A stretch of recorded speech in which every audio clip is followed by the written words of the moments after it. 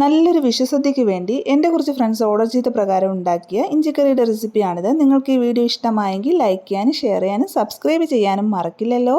അപ്പോൾ ഇതാ ചൂടായ വെളിച്ചെണ്ണയിലേക്ക് ചെറുതായി അരിഞ്ഞ ഇഞ്ചി ഫ്രൈ ചെയ്തെടുക്കുവാണേ. ഇഞ്ചിയൊക്കെ നല്ലപോലെ ഫ്രൈ ആയി മൂത്ത് വന്നിട്ടുണ്ടല്ലോ. ഇനി ഇതൊരു പ്ലേറ്റിലേക്ക് ചെറുതായി ചൂടാറാനായിട്ട് നമുക്കൊന്ന് മാറ്റി വയ്ക്കാം. ഇഞ്ചിക്കറി മൂത്ത് വന്നതിൻ്റെ നല്ലൊരു സ്മെല്ല് ഇവിടെ ആകെ പരന്നിട്ടുണ്ട് കേട്ടോ. ബാക്കി വന്ന വെളിച്ചെണ്ണയിലേക്ക് നമുക്ക് കുറച്ച് കൊച്ചുള്ളി, 2 കഷ്ണം പച്ചമുളക്, കുറച്ച് കറിവേപ്പില എന്നിവയിട്ട് ഫ്രൈ ചെയ്തെടുക്കാം. ഇനി ഇതെല്ലാം കൂടി ഒരു മിക്സി ജാറിലിട്ട് പൊടിച്ച് വെക്കാം.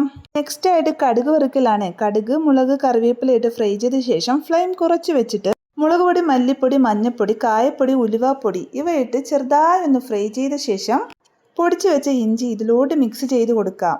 ഇനി എന്താണെന്ന് ചോദിച്ചാൽ മധുരവും എരിവും പുളിയും എല്ലാം ബാലൻസ് ചെയ്യുന്നതിന് വേണ്ടി കുറച്ച് പുളിയും കുറച്ച് ശർക്കരയും കൂടെ ചേർത്ത് തിളപ്പിച്ച വെള്ളം ഒഴിച്ച് മിക്സാക്കി എടുക്കാം. അവസാനമായ ആവശ്യത്തിന് ഉപ്പ് കൂടി ചേർത്താൽ നമ്മുടെ ഇഞ്ചിക്കറി ഇവിടെ റെഡിയായി. അപ്പോൾ എല്ലാവരും ഈ വീഡിയോ സബ്സ്ക്രൈബ് ചെയ്യുമല്ലോ.